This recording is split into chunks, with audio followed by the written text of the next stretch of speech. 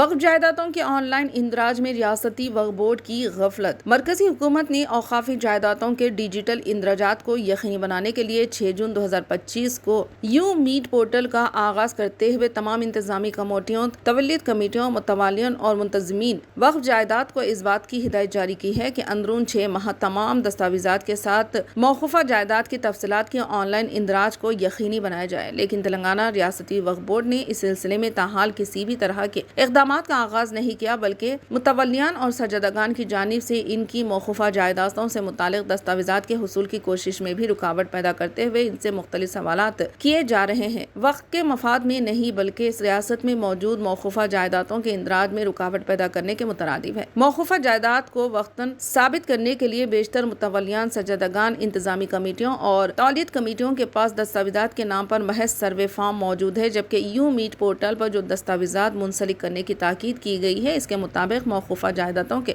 نگران کو چاہیے کہ وہ وقف کے حق ملکیت کے دستاویزات پیش کرے اور اس کے ساتھ دیگر دستاویزات منسلک کریں، لیکن شاید تلنگانہ ریاستی وقف بورڈ میں موجود عہدیدار نہیں چاہتے کہ ریاست کی موقوفہ جائیدادوں کا تحفظ ہو اور ان کے آن لائن اندراج کو یقینی بنایا جائے۔